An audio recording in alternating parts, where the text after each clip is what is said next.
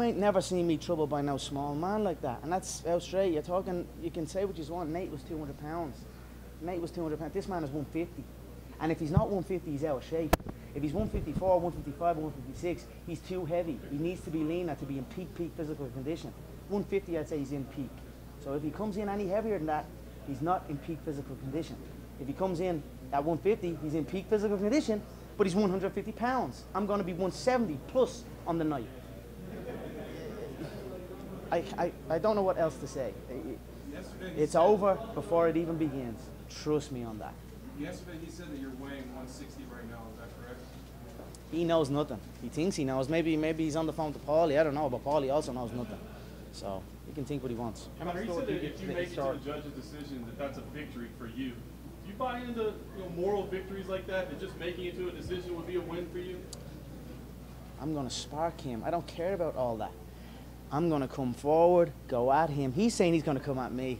I tell you what, right? He said he's going to come at me. I'm telling you all, I'm going to go at him. Let's see who takes a first back step. That'll be the first win or loss in the fight. Who takes a back step first? So you can all sit there ringside and watch it and say, okay, Floyd took a back step first. That's the first defeat of the fight. So there you go. We'll see what happens on the night. How much thought do you give to the historical aspect of this fight? I know the fight's very close now, but do you think about this? This is history. This is never before been done stuff. Two men at the pinnacle of the game in their both sports. You know what I mean? It's historic, and I mean all the way through from the world tour to the interest, and it's just, I'm just grateful to be a part of it, and there's not a second goes by that I don't sit back and embrace it all.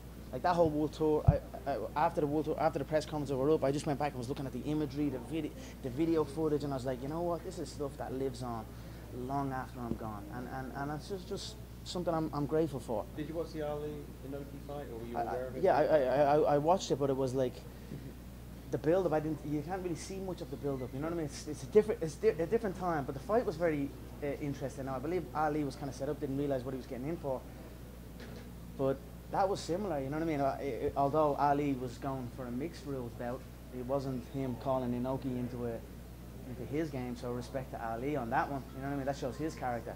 It was a crazy fight. Inoki set down, pulled guard is the term we call it, and was crawling across the floor and kicking Ali in the legs. Ali was like back trying to get him up. I was like, there ain't no referee to say get up. You've got to deal with these problems yourself. Then also punching downwards to be able to punch downwards. The trajectory to punch down is a skill that you must master. And if you can't keep your balance and throw, people stumble over, and it actually happened at a brief moment in time in the contest. Ali tried to reach down and tried to punch, and he ended up getting swept, and Inoki ended up on top, and the referee separated straight away. If that moment in time was left go for 5 more seconds, 10 more seconds, Inoki would have wrapped around his neck or his arm or a limb, and the whole face of the combat would have changed right there and then. But the referee separated straight away, and then it just carried on a kicking on the floor contest, and it was kind of just got weird after that. But I don't know, it was interesting, and this is similar to that, only I'm crossing into the boxing game. He's not coming into a mixed rules bout. Now, he is talking about it afterwards. I don't believe him, but we'll see. So I'm very excited that it's me that has to come out and test myself rather than him trying to test himself. Conor, how important are the Irish fans that are going to be coming over? The last couple of fights in Vegas have been huge. This is his hometown, but August last year, the middle of the summer, the Irish took over Las Vegas. Yeah. 100%. We roll in and you know about it.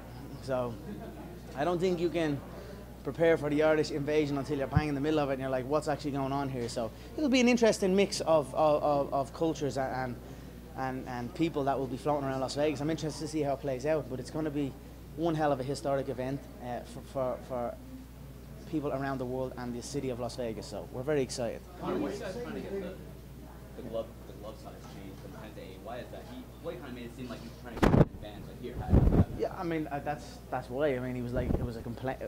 No Mexican made gloves. No gloves made out of horsehair. It must be 10 ounce. The weight must be 154, so the gloves are 10 ounce. These are all little stipulations that were behind closed doors were going on. So I couldn't wear Mexican. I didn't even know the difference. I didn't know, and then I got Mexican gloves, I got horsehair gloves, and I got the regular glove, and I just kind of felt the difference. I started to understand why. You know what I mean? Some of them are a puncher's glove, and some of them are more of a protective glove. So these were all things that were in the stipulation, and I was like, I don't really care. And then I let that be known publicly. I think it bothered him a little bit. He thought his manhood was being in question. And then he's like pushing for the 8 ounce. Great, I'm ready. I fight, like I said, I fight in 4 ounce. So, whatever. It looks like it's going to happen, so. There's the second thing about the sport of boxing is if you go into his world and you beat that world champion as a world champion MMA artist, you go into that world and beat him.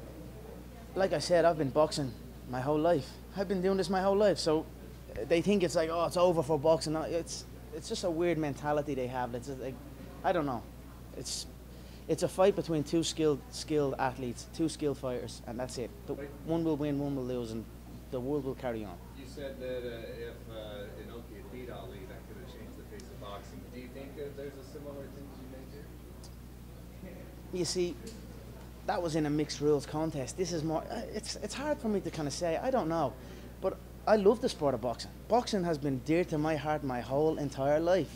So I will contend in boxing bouts going forward, and I will contend in mixed martial arts bouts going forward. I will rule both with an iron fist, and that's where my mindset is. So. Are you interested in promoting other boxers with your promotional company, McGregor Sports and Entertainment? We'll see where it goes. I mean, the future looks bright. You're viewing this as more than a one-off then. You intend to continue in competing in boxing as well? I will certainly contend in both sports, yes. I mean... Conor is victorious on August 26th. I mean, I could say, hey, you're afraid of a real fight, motherfucker. Get over here. If you want to fight me, fight this. But I will have fun. I mean, I like it over this side. It's good. The build-up is good. The preparation is good. I love the sport of boxing. I love the sport of mixed martial arts. I just love fighting. So wherever there's a fight, you'll see me. And if I'm not actually preparing for a fight somewhere on planet Earth, I'm fighting somebody. So that's just the way I have always been. Hey fight fans, it's Michelle Joy Phelps, and if you haven't already subscribed to my YouTube channel, make sure you go ahead and do so by clicking right here.